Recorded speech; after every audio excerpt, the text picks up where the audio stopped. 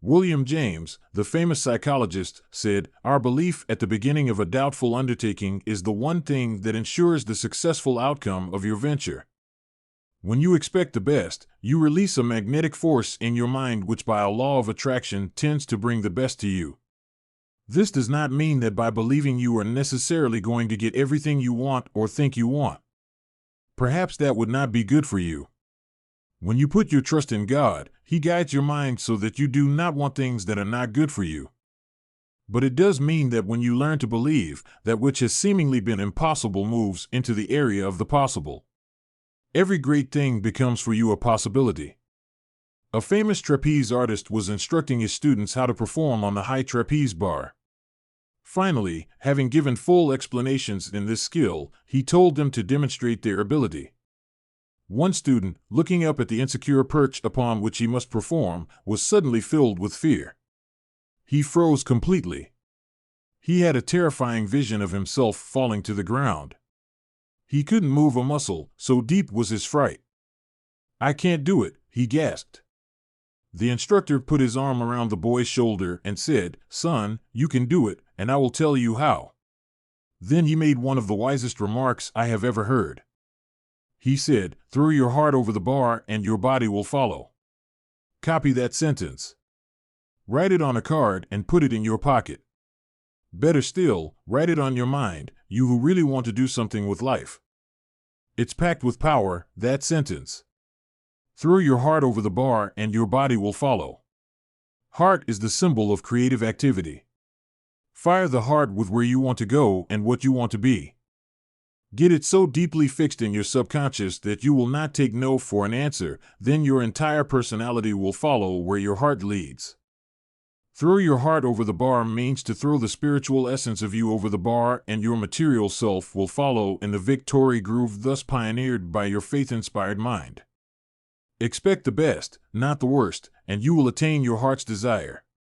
Whenever you have a bar, that is to say a barrier, in front of you, stop, close your eyes, visualize everything that is above the bar and nothing that is below it, then imaginatively throw your heart over that bar and see yourself as being given lifting power to rise above it.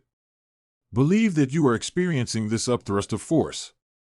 You will be amazed at the lifting force you will receive. You can overcome any obstacle. You can achieve the most tremendous things by faith power. And how do you develop faith power? Saturate your mind with the great words of the Bible. If you will spend 1 hour a day reading the Bible and committing its great passages to memory, allowing them to recondition your personality, the change in you and in your experience will be little short of miraculous. Read the New Testament. Select a dozen of the strong statements about faith and memorize each one. Say them over and over, especially just before going to sleep. In time, they will modify your thought pattern. This process will change you into a believer, into an expector, and thus you will become an achiever. You will have new power to get what God and you decide you really want from life. This is not some theory that I have thought up. It is taught by the most reliable book known to man. Generation after generation, no matter what develops in the way of knowledge and science, the Bible is read by more people than any other book. Humanity rightly has more confidence in it than any other document ever written, and the Bible tells us that faith power works wonders. The most powerful force in human nature is the spiritual power technique taught in the Bible. Very astutely, the Bible emphasizes the method by which a person can make something of himself. Belief, positive thinking, faith in God, faith in other people, faith in yourself, faith in life. This is the essence of the technique it teaches. If thou canst believe, it says, all things are possible to him that believeth. If ye have faith, nothing shall be impossible unto you. According to your faith be it unto you. Believe, believe. So it drives home the truth that faith moves mountains. A woman, compelled by adversity to go into sales work, undertook to demonstrate vacuum cleaners from house to house. She took a negative attitude toward herself and her work. She knew she was going to fail. She feared to approach a house even though she came for a requested demonstration. She believed that she could not make the sale. As a result, she failed in a high percentage of her interviews. One day she called upon a woman who evidenced consideration beyond the average. To this customer, the saleswoman poured out her tale of defeat and powerlessness. The other woman listened patiently, then said quietly, "If you expect failure, you will get failure, but if you expect to succeed, I am sure you will succeed." And she added, "I will give you a formula which I believe will restyle your thinking, give you new confidence, and help you to accomplish your goals.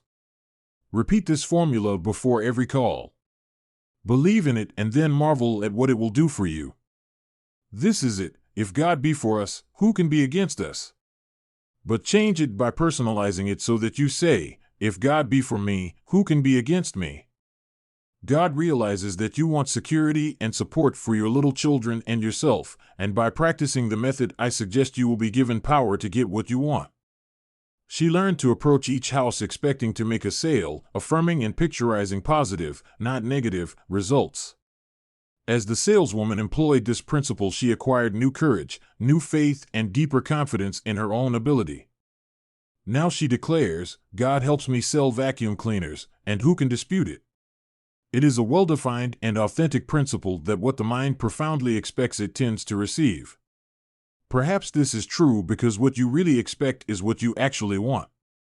Unless you really want something sufficiently to create an atmosphere of positive factors by your dynamic desire, it is likely to elude you. If with all your heart, that is the secret. If with all your heart, that is to say, if with the full complement of your personality, you reach out creatively toward your heart's desire, your reach will not be in vain. At least 10 times every day affirm, "I expect the best, and with God's help will attain the best." In so doing, your thoughts will turn toward the best and become conditioned to its realization. This practice will bring all of your powers to focus upon the attainment of the best. It will bring the best to you.